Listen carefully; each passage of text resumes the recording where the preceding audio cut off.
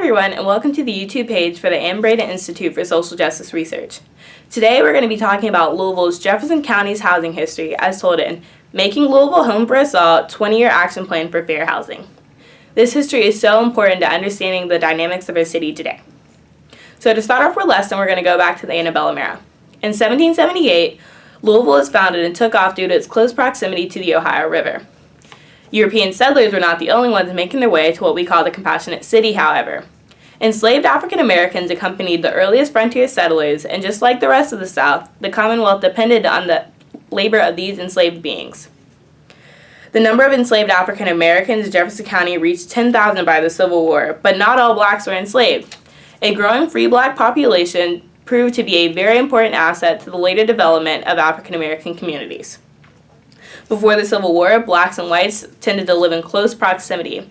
Neighborhoods tended to be set up in a layer cake type pattern where whites would live on one side of the street and blacks would live on the other, or often in tenements. There was this idea that whites needed to be near the free black population in order to monitor them and also to have them handy as servants.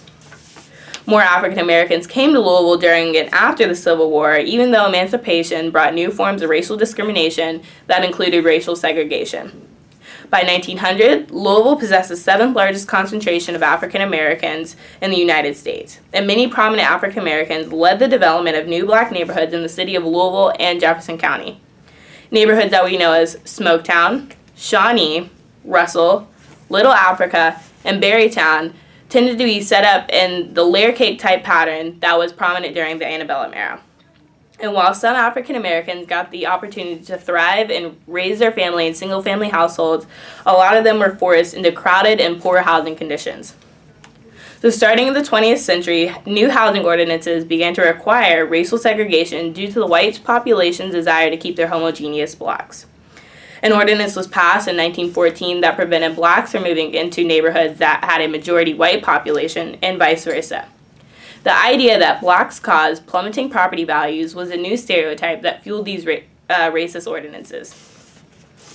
However, despite being degraded, African American Louisvillians united to create social, educational, and political institutions.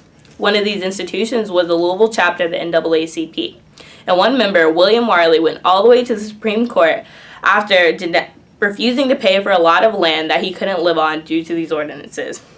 It was in the 1917 Buchanan v. Worley case that the Supreme Court outlawed racial segregated housing ordinances because they denied members of both races the right to own and dispose of property as they saw fit.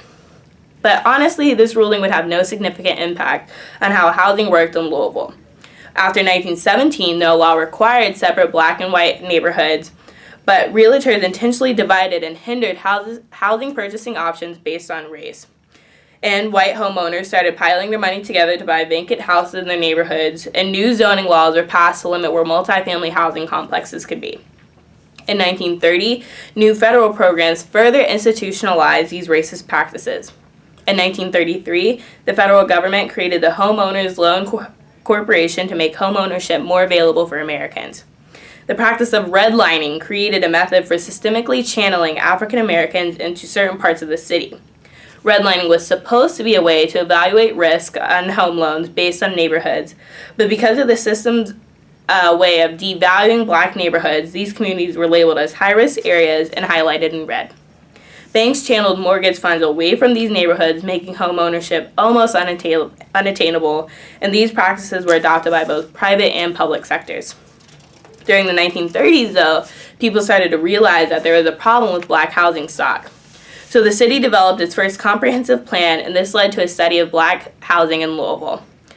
This publication was released in 1932, and it shed light on the horrible conditions a lot of African Americans were living in, but it also shed a light on the really awful racist attitudes of our time. The authors of the report blamed African Americans for the conditions they were subject to, stating that blacks lacked the desire for something better than they are accustomed to, instead of acknowledging the lack of alternatives to the mini slums. Soon, the infamous flood of 1937 happened, displacing both African Americans and whites. This led to the creation of federally funded housing projects that are nothing like the projects we think of today. And while they were racially segregated, they were cleaner, more habitable, and offered health care through on-site clinics. Then World War II came around, and people throughout the country started to migrate to the suburbs, and along with this great migration was a housing boom. New industries came to Louisville and became sources of jobs for both blacks and whites.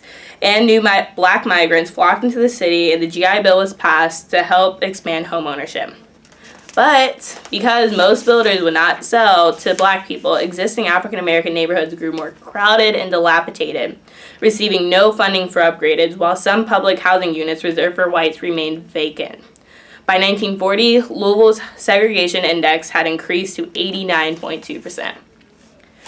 Now I know that's a pretty sad way to end this video, but we're not done yet, folks. Stay tuned for part 2 of Louisville's Jefferson County's housing history. Thanks!